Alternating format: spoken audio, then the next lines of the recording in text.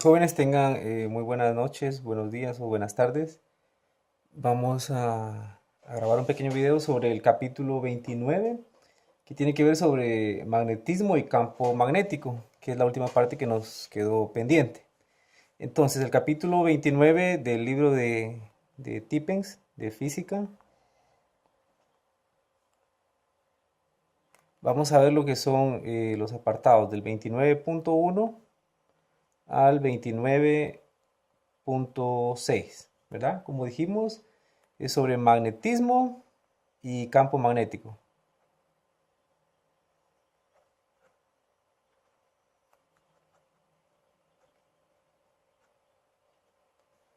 Magnetismo y campo magnético. Ok. Dentro de las principales,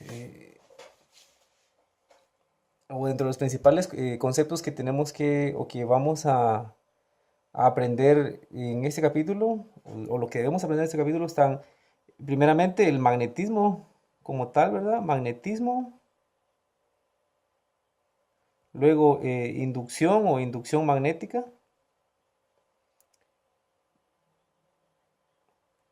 Luego retentividad,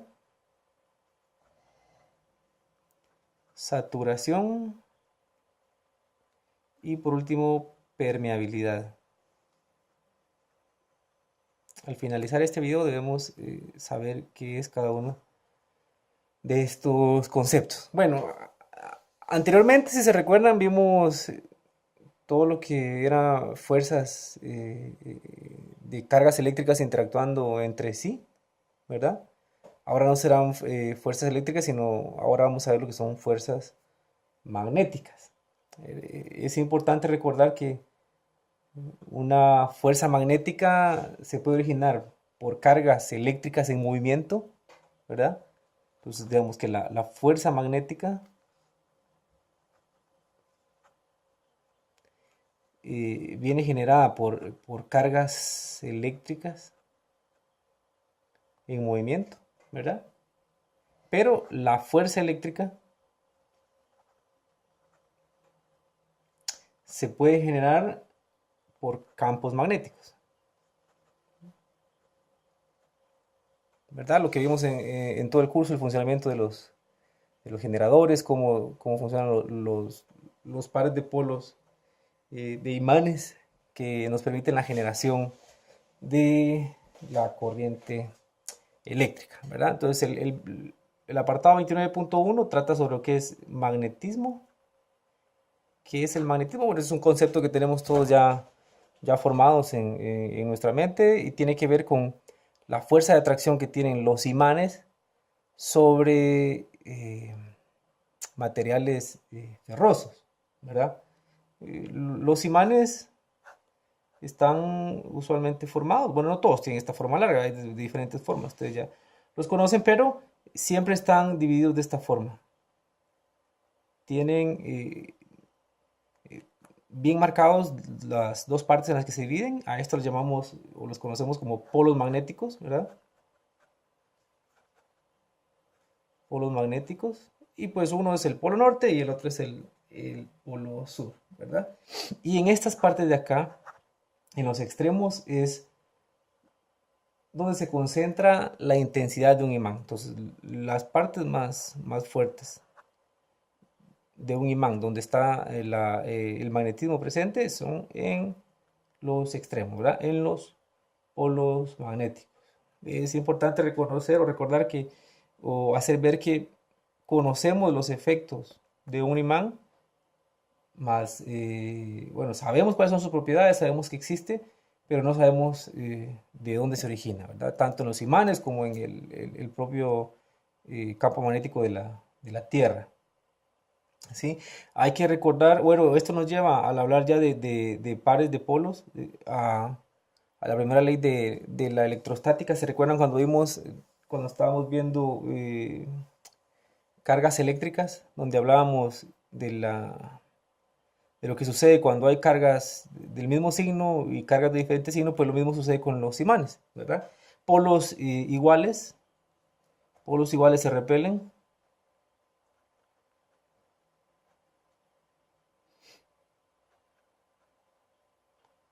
y polos diferentes se atraen. ¿Sí? Es lo mismo que pasa con las cargas eléctricas. Otra cosa importante a hacer ver es que estos polos magnéticos no pueden existir de manera aislada. Siempre van así, los imanes siempre van así. Tienen un polo norte y un polo sur. Si yo quiebro este imán, la parte que me queda, esa parte quebrada, va a estar también formada por un polo norte y un polo sur, ¿verdad? La, la teoría antigua nos decía que los átomos de los que está formado un imán también son pequeños imanes, ¿verdad? Entonces no importa cuántas veces fraccionemos un imán, siempre nos va a quedar un imán con su par de polos, polo norte y polo sur. Ok. Luego el apartado 29.2 trata sobre campos magnéticos. Siempre les recomiendo mucho, por favor, leer el capítulo 29, el 29.1 al 29.6. Este es un resumen con lo más importante, pero ustedes deberán leer todo el resumen por si les queda, perdón, todo el capítulo por si les quedan dudas. Pues, ¿qué es un campo magnético? Pues todo imán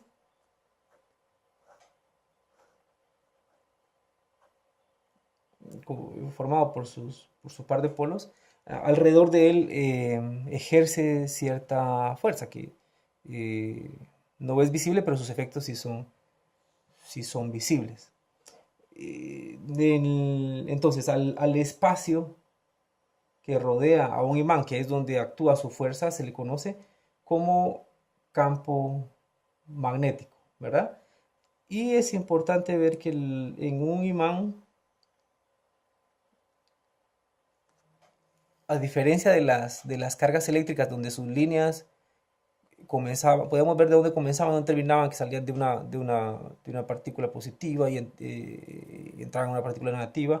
Lo vemos aquí, pero en el mismo imán, ¿verdad? Estas no comienzan y terminan en algún lado, sino forman un ciclo. Entonces, salen las líneas del campo magnético del polo norte y entran al polo sur, ¿sí? Y atraviesan esta parte, ¿sí? Entonces están de esta forma, ¿verdad?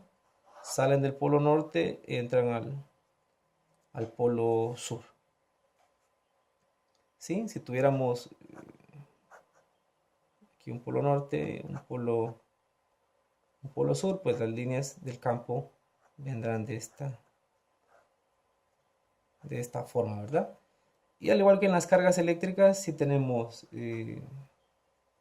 dos, dos polos iguales, pues estos, como las líneas salen del polo norte, entonces estas irán hacia afuera, pero no se tocarán con estas, ¿verdad? Porque polos iguales se repelen. Entonces esto es lo que son campos magnéticos. Campo magnético se le conoce al espacio que rodea un imán donde interactúa su fuerza. Obviamente las líneas de campo eh, hay muchas aquí, ¿verdad? Esto es perdón, es observable, es un efecto observable cuando tenemos un imán y tenemos limaduras de hierro, ¿verdad? Lo que está en todos los libros y lo que ya todos conocemos. Ok, esto es lo que son campos magnéticos. Vamos ahora con el 29.3. El 29.3 trata o habla sobre la teoría moderna del magnetismo.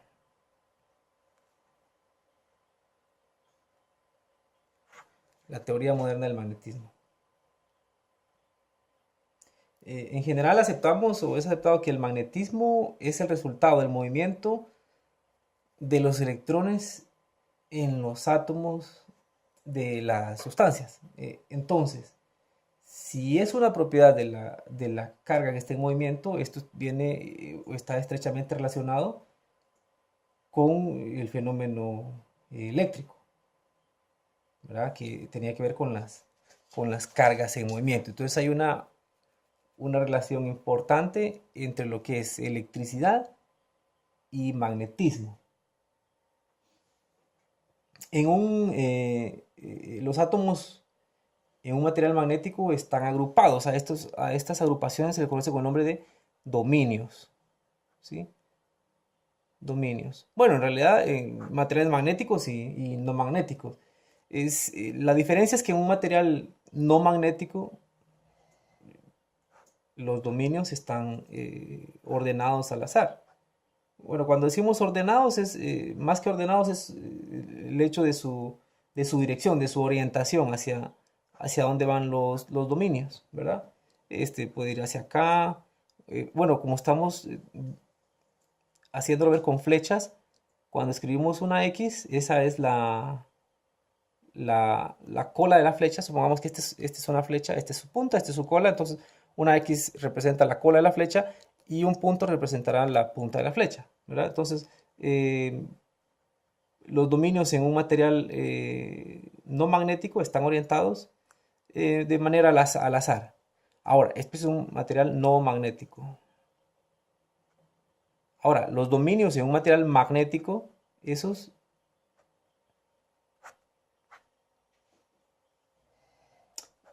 pues ya se orientan en una forma determinada, siguiendo todos la misma dirección, ¿verdad? Si tal vez no vayan cabalmente apuntando a la misma dirección, sin embargo todos van orientados en este caso pues hacia la derecha, ¿verdad? Aunque tengan un ángulo de desfase por ahí, ¿verdad? Entonces, de esto nos habla la teoría moderna del magnetismo, de los dominios en los que están, en los que se agrupan los átomos de los materiales tanto magnéticos como no magnéticos. En un material no magnético los dominios están orientados al azar, y en un material magnético pues están en una misma dirección. Y ahora viene otro de los términos que dijimos que íbamos a aprender, ¿verdad? Bueno, ya vimos lo que es magnetismo, ahora vamos a ver lo que es inducción, inducción magnética. Inducción se refiere a cuando tenemos, creo que todos hemos experimentado con imanes, y cuando acercamos un imán, tenemos por ejemplo una varilla de metal o un destornillador o cualquier cosa metálica que no es un material magnético, ¿verdad? No tiene propiedades de atracción de metales, pero cuando lo acercamos a un imán o le ponemos un imán, nuestra varilla ahora se vuelve magnética, ¿sí?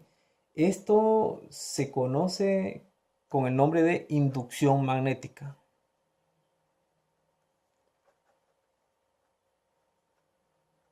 Inducción magnética. Entonces la inducción magnética es la capacidad de un imán de transferir sus propiedades magnéticas a un material no magnético. Obviamente esto pasa con materiales ferrosos como el acero, el hierro. No son todos los metales, ¿verdad? Pero hay el níquel, por ejemplo, ¿verdad?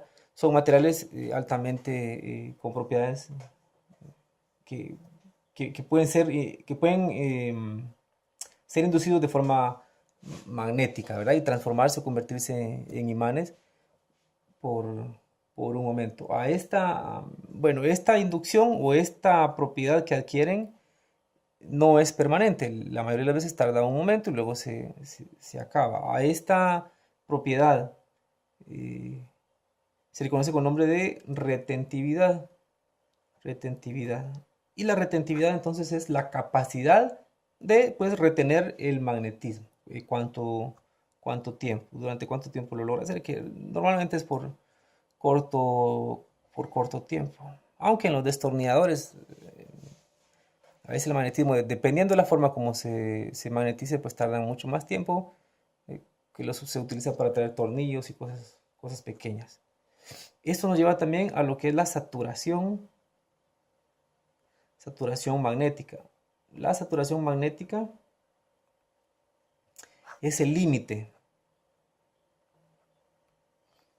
para el grado de magnetización que puede llegar a tener un material, que puede experimentar un material, ¿verdad? Entonces está la inducción, que es la propiedad de adquirir magnetismo a través del contacto o acercamiento de un imán a una varilla, por ejemplo, dijimos, de hierro, ¿verdad? Luego está la retentividad, que es la capacidad de retener el magnetismo. Y luego la saturación, que es el límite de qué tan magnético puede ser este material, ¿verdad? Hasta dónde es su capacidad de convertirse en un imán fuerte o un imán débil. Ok, vamos entonces ahora con el 29.4. El 29.4 tiene que ver con la densidad de flujo y permeabilidad. Densidad de flujo y permeabilidad. Entonces ya vimos magnetismo, inducción, retentividad, saturación y pues ahora vamos a ver lo que es la permeabilidad.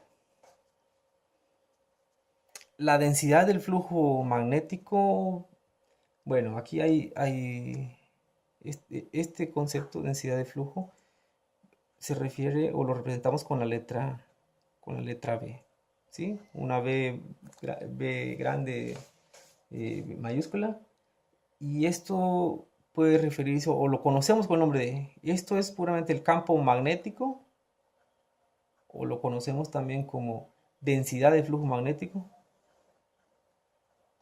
densidad de flujo o inducción magnética.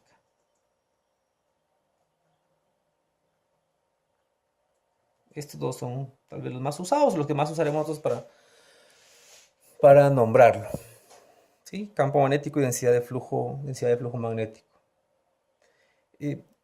La densidad del flujo magnético en una región de un campo magnético es el número de líneas. Como en el campo eléctrico, también en el campo magnético tenemos pues líneas de campo, ¿verdad? Vimos ya que las líneas salen del polo norte, ¿verdad? Y entran en el polo sur.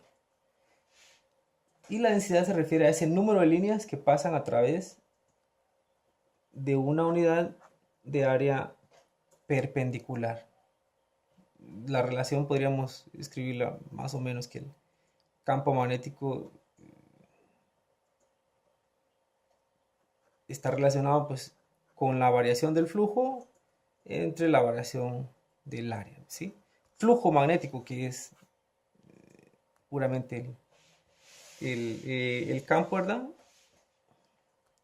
Dividido el área que está atravesando. Importante es hacer ver que es área perpendicular. Ahorita vamos a ver a qué se refiere. Entonces, esto es el campo magnético. Campo magnético. Este es el flujo. Y este es el área perpendicular por la cual está atravesando ese campo. Entonces, la densidad sería cuántas líneas están pasando por unidad de área, ¿sí? Cuántas por metro cuadrado, digamos, cuántas líneas están pasando por allí. La unidad del flujo, el flujo magnético, su unidad es el Weber, ¿sí? Se escribe así, Weber, y se representa con una W y una B. Entonces, si la del flujo es el Weber, entonces la del campo magnético será, su unidad pues será Weber dividido área. El área la damos en metros cuadrados. Weber sobre metro cuadrado. Que esto, un Weber sobre metro cuadrado resulta siendo un Tesla. Entonces la unidad del campo magnético es el Tesla. O también podemos dar otra unidad del campo magnético, tal vez esta es la más común, pero otra unidad del campo magnético también es el Gauss. Un Tesla es igual a 10 a la 4 Gauss. Entonces puede estar en Weber sobre metro cuadrado, en Tesla o en Gauss. Vamos a ver un ejemplo de esto.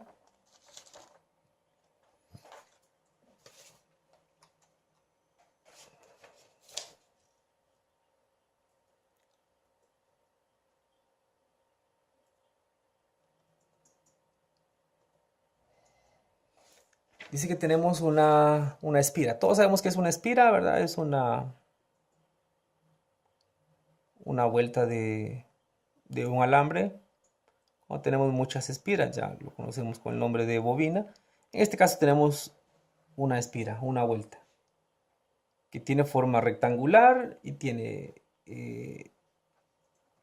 10 centímetros de ancho y 20 centímetros de largo o alto, como quieran ver.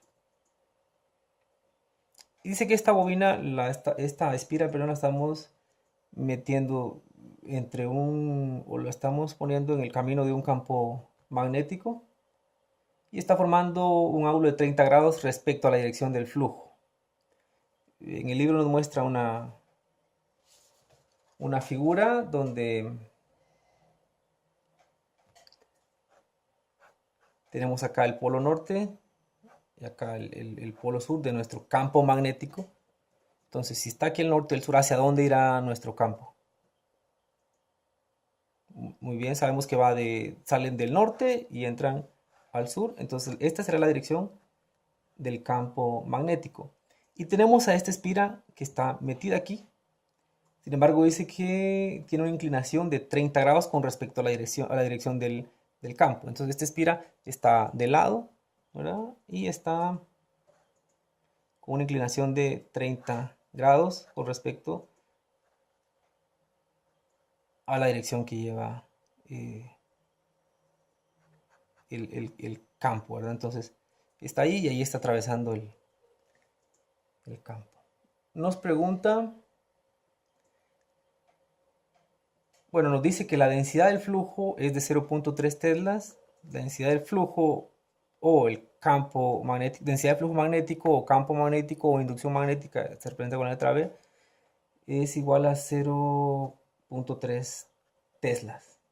¿Sí? El ángulo que está formando es de 30 grados y nos pide calcular el flujo magnético. Esta es densidad de flujo y este es flujo magnético. Entonces, bueno, algo que no vimos al final vimos la relación que tenía el campo magnético y que estaba directamente relacionado con el cambio en el flujo y el cambio en el área perpendicular. Este es más pequeño, un área perpendicular. Esto al final se traduce en una ecuación, en una fórmula, perdón, una fórmula donde nos dice entonces que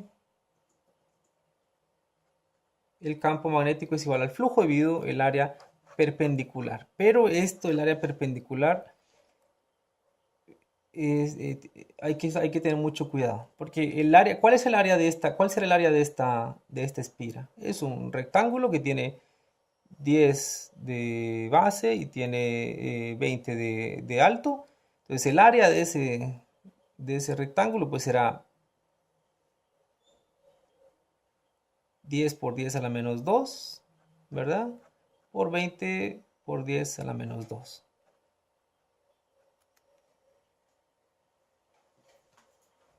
O 0.1 por 0.2. Al final esto nos va a dar 0.020 metros cuadrados. Esa es el área de esta espira, de este rectángulo. Pero mucho cuidado porque nuestra fórmula dice el área perpendicular, o sea, el área que está atravesando nuestro campo. Si se dan cuenta, si la espira estuviera de esta forma, el campo magnético está atravesando todo este área, ¿verdad? Todo acá, en su totalidad, entonces usaríamos esto. Sin embargo, nuestra espira está de esta forma, ¿sí? Entonces lo que está atravesando es esta parte, ¿sí? No sé si logran verlo. Si la tenemos así, atraviesa todo esto, ¿verdad? Estará pasando el campo magnético, atravesará toda la espira, pero como está inclinado, no atraviesa toda. Entonces el área perpendicular que está atravesando, pues únicamente será de este tamaño, ¿verdad? De aquí para acá. Eso sucede aquí. No atraviesa toda la espira, sino únicamente está atravesando esta parte de acá. Este es el área perpendicular que está atravesando nuestro campo magnético. Y ese área perpendicular se calcula de esta manera. Entonces ya recomponiendo nuestra fórmula quedará que el campo magnético es igual al flujo magnético dividido el área por el seno del ángulo que hay entre la dirección entre la dirección del campo magnético y pues nuestro objeto, nuestra espira en este caso. Entonces, nos están pidiendo calcular el flujo magnético, pues despejamos de acá, nos quedará que el flujo va a ser igual al campo magnético por el área por el seno del ángulo. Entonces estará, nuestro campo es igual a 0,3 Tesla, el área pues ya la hayamos calculado, que es esto, ¿verdad? Porque dice que es el área por el seno del ángulo. Nuestra área es esta que tenemos acá. Y por el seno de 30 grados. Al hacer este cálculo nos da...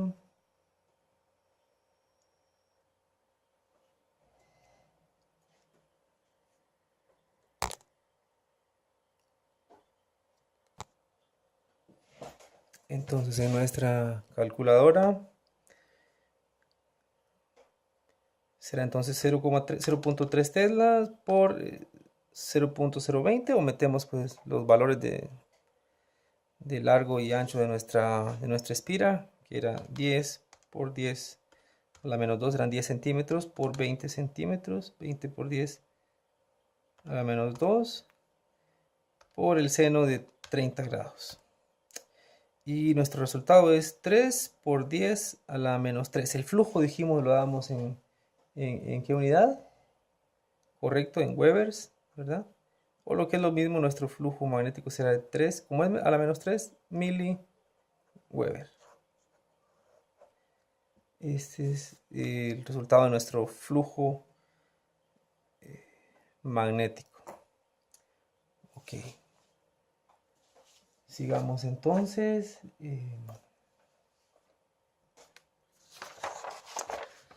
Vamos ahora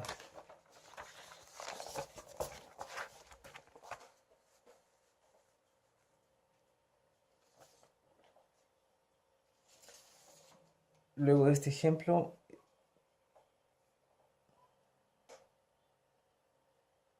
bueno, la densidad del flujo o el campo magnético, ¿verdad? Densidad de flujo, que se representa con la B, se ve afectada fuertemente por la naturaleza del espacio en el que está actuando y también por la naturaleza del material que estamos poniendo en medio, de qué está hecho, de cuáles son sus propiedades. Por esta razón se define un nuevo vector de campo magnético que se conoce con el nombre de intensidad del campo magnético. La intensidad del campo magnético se representa con una letra H. Y el número de líneas estará relacionado, el número de líneas de campo será directamente proporcional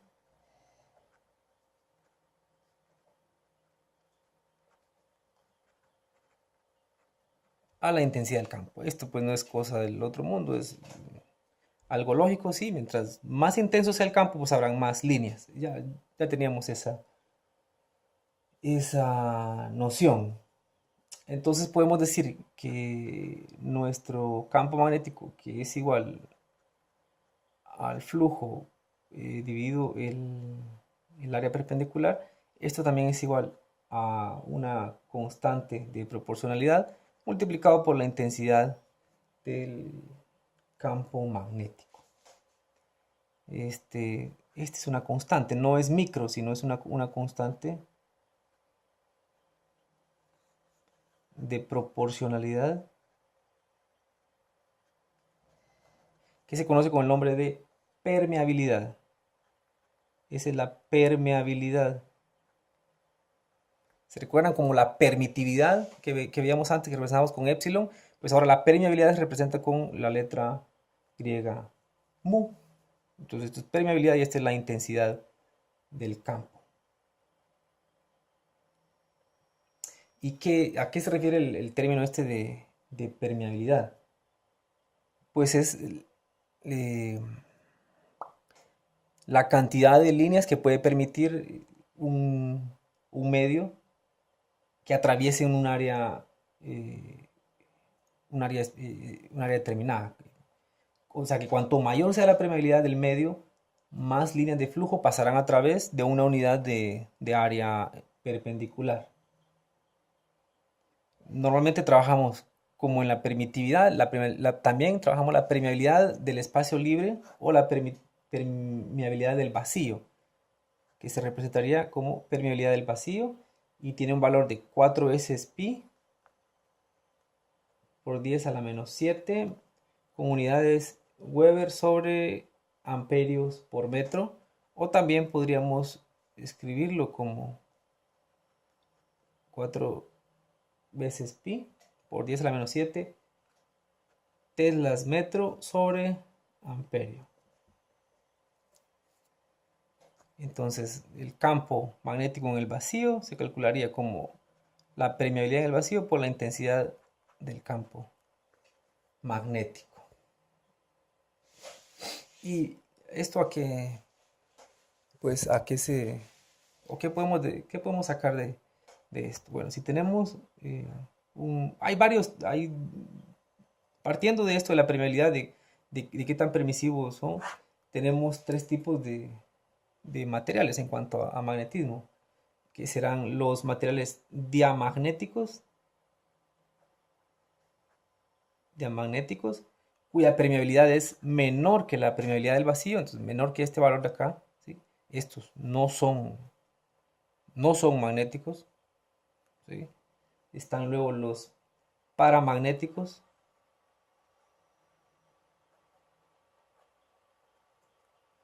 cuya permeabilidad es ligeramente mayor que la permeabilidad del vacío, entonces estos ya son un poco magnéticos, y están los ferromagnéticos,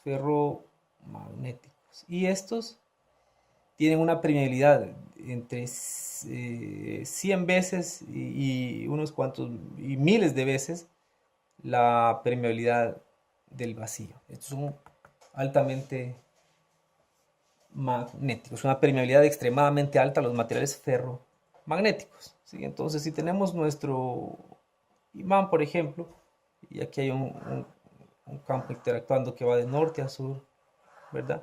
Y yo atravieso acá un pedazo de vidrio, por ejemplo, no pasa nada con el campo, las líneas siguen tal y cual están. Caso contrario, si yo meto por acá un pedazo de hierro, por ejemplo, entonces ya las líneas se vienen de esta forma, atravesando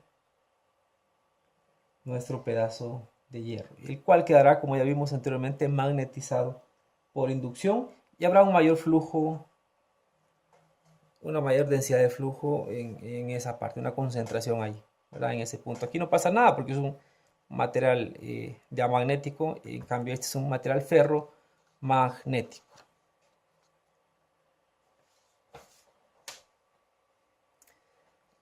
Bueno, hace poco les hablé que hay una relación estrecha entre lo que es magnetismo y electricidad. Sin embargo, bueno, sí, así es. Hay un experimento que hizo un tipo que se llamaba Hans Ørsted, que a este tipo le pasa como a veces me pasa a mí, ¿sí? Él quiso demostrarles a sus alumnos en la universidad que no existía relación, que no había relación alguna entre el magnetismo y las cargas en movimiento. Bueno, en realidad es fácil demostrar que un imán un imán no tiene un efecto sobre cargas puntuales, ¿verdad? Usted acerca un imán y no le hace nada. Entonces él quiso demostrar eso y les puso a los alumnos un experimento donde tenía una brújula, ¿sí? Una brújula con su aguja orientada hacia el norte, y tenía una batería y puso un alambre atravesando así de esa manera, ¿verdad? Y una corriente eléctrica atravesando acá. Pues a él, cuando quiso demostrar que no había ninguna relación, no había ningún efecto que produjera la electricidad sobre el magnetismo, pues las brújulas funcionan con el campo magnético de la Tierra, pues se lleva una sorpresa, porque él que conecta esto y la aguja que se mueve, ¿verdad? Entonces hay una relación estrecha entre lo que es electricidad y magnetismo. Obviamente este caso, o es más fuerte, es mucho más fuerte, cuando la orientación está de esta manera. Por ejemplo, si la corriente va acá y la aguja de nuestra brújula está así, ¿verdad? Aquí está la va a rechazar, la va a repeler y quedará de esta forma, ¿verdad? Seguramente él antes de hacer el experimento con sus alumnos ya lo había practicado, pero tal vez tenía su aguja de esta manera. Obviamente ahí no pasará nada, pues ya está de forma perpendicular, ¿verdad? Pero sí hay una relación entre electricidad y magnetismo. Eso fue en 1820 que este señor hizo este experimento. Ok, vamos ya con la última parte. 29.6, que se refiere a la fuerza sobre una carga en movimiento. Ya más interesante, ¿verdad? Fuerza sobre una carga en movimiento.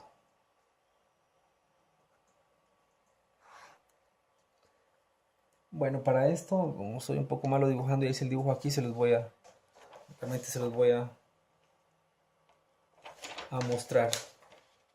Bueno, en el libro está igual el dibujo ustedes lo pueden ver allá.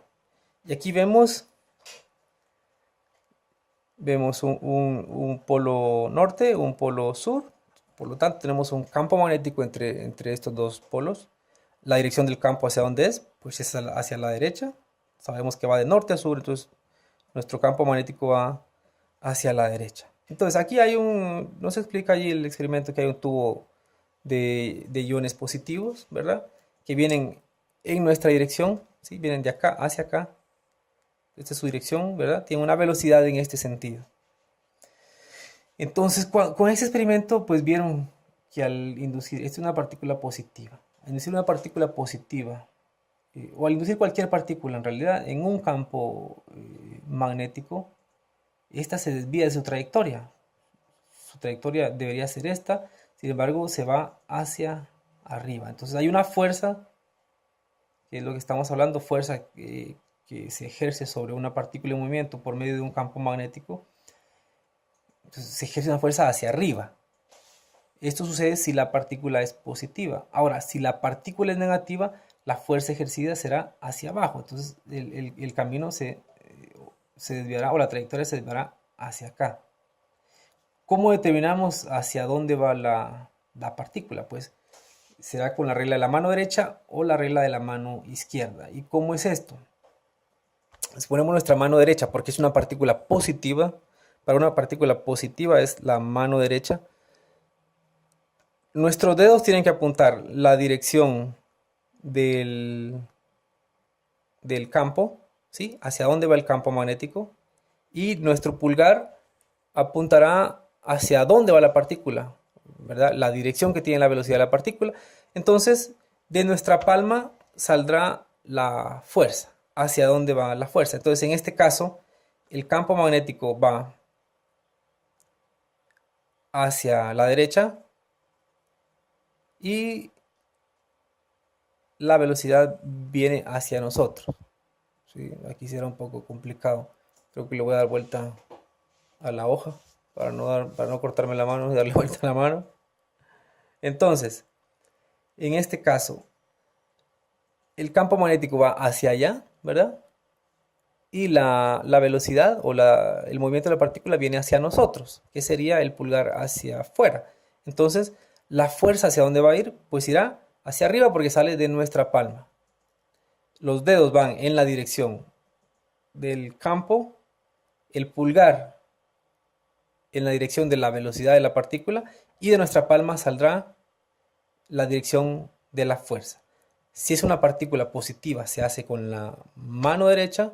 Si es una partícula negativa, se hace con la mano izquierda. Entonces, si aquí fuera Si aquí fuera una partícula negativa, la que está proyectándose acá, entonces lo haríamos con la mano izquierda.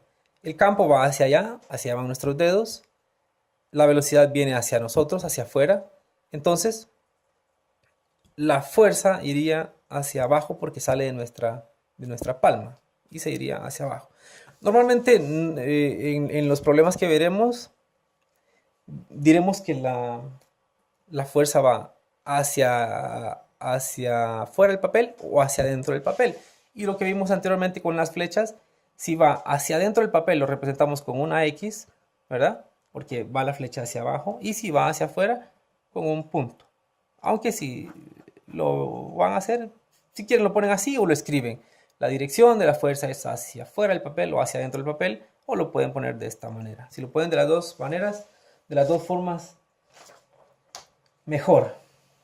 Veamos un ejemplo de esto.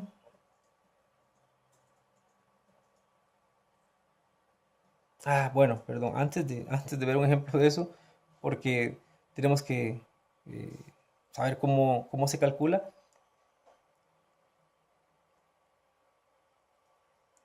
Tenemos esta fórmula. La fuerza que ejerce un campo magnético sobre una partícula en movimiento viene dado por esta fórmula. Fuerza es igual a la carga sobre la que está actuando el campo magnético por su velocidad por el seno del ángulo. Ese ángulo, ¿cuál es ese ángulo? Muy bien, ese ángulo es la dirección que existe entre la velocidad y el campo. Y la fuerza siempre será perpendicular a los dos. Por ejemplo, en este caso, el campo va hacia la derecha, ¿sí? Y nuestra fuerza resultante va hacia arriba. ¿Sí? Perfectamente tenemos aquí 90 grados, es perpendicular. Y la velocidad de la partícula viene hacia nosotros, o sea, hacia afuera de la hoja, ¿verdad? Y la fuerza va hacia arriba. Como ven, otros 90 grados ahí. Siempre es perpendicular. Pero este ángulo a lo que se refiere es la dirección hacia dónde va. La fuerza siempre será perpendicular a los dos, pero entre, entre, la, entre la dirección del campo, en este caso el campo iba hacia allá y la velocidad venía hacia nosotros, pero puede haber cierto ángulo, ¿verdad? No siempre va a ser perpendicular, puede haber cierto ángulo. A ese ángulo se refiere entonces acá en nuestra fórmula. Entonces será la carga por la velocidad, por el seno del ángulo, por el campo magnético. Y pues si despejamos el campo magnético lo podemos calcular de esta manera. Acá tenemos importante, la magnitud de la fuerza magnética adquiere su valor máximo cuando la trayectoria es perpendicular. ¿Por qué? Porque ¿cuál es el valor máximo que puede tener el ángulo ahí? Pues 90 grados. El seno de 90 grados, seno de 90 es igual a 1. Entonces, aquí solo nos quedará la carga por la velocidad por el campo, ¿verdad? Porque el seno de 90 es 1. No, pero es que usted dijo que entonces el ángulo puede ser más. Bueno, un ángulo de 120, por ejemplo, seno de 120 es menor que 1, ¿verdad? Entonces, la fuerza máxima es cuando el ángulo es perpendicular entre la velocidad o la dirección que lleva la partícula y el campo magnético, ¿sí? Entonces es mayor cuando es perpendicular y es el valor mínimo cuando es paralelo. Porque si el campo va hacia allá y va hacia allá la partícula, el ángulo es 0 y el seno de 0 pues nos da 0. Entonces la fuerza será 0. Ahí no habrá una fuerza en ese caso. Veamos entonces ahora sí un ejemplo de esto.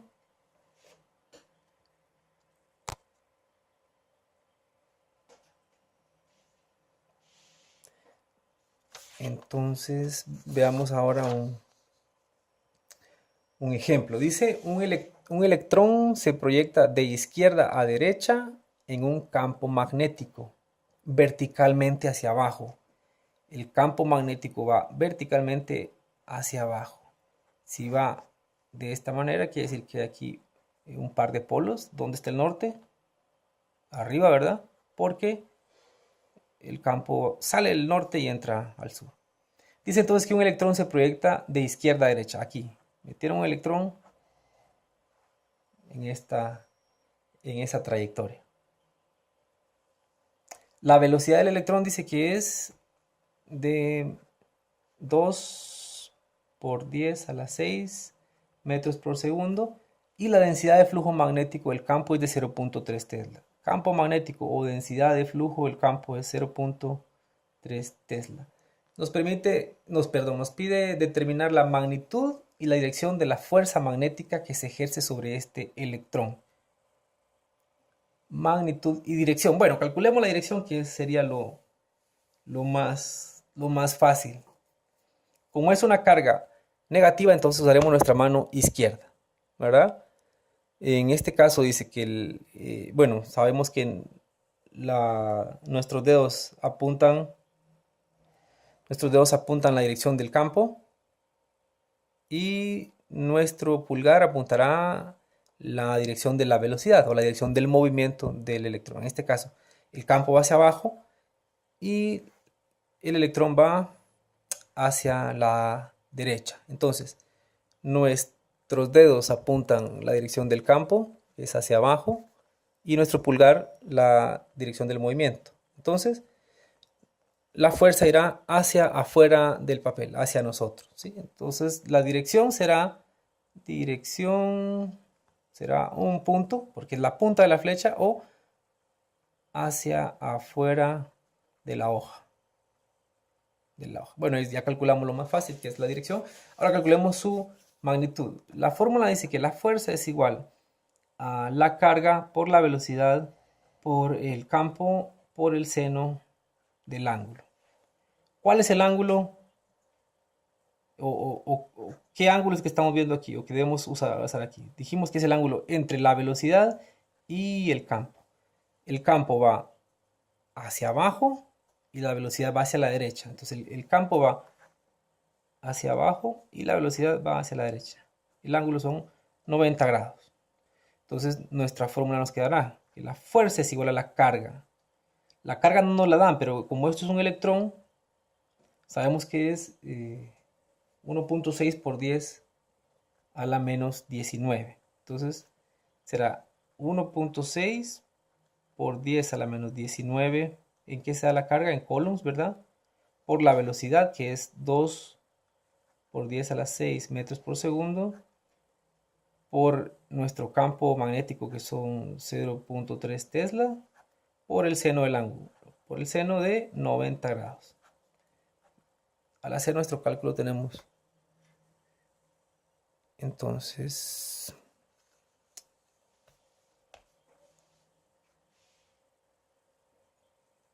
1.6 por 10 a la menos 19 por 2 por 10 a la 6 por 0.3 por el seno de 90 grados. Esto nos da un valor de 9.6 por 10 a la menos 14. Como es una fuerza, ¿en qué la damos? En newtons, correcto. Entonces la fuerza será de 9.6 por 10 a la menos 14 newtons y su dirección hacia afuera. Bueno, ha sido un gusto. Cualquier duda, ya saben, estamos allí en el grupo del WhatsApp. Tengan feliz día.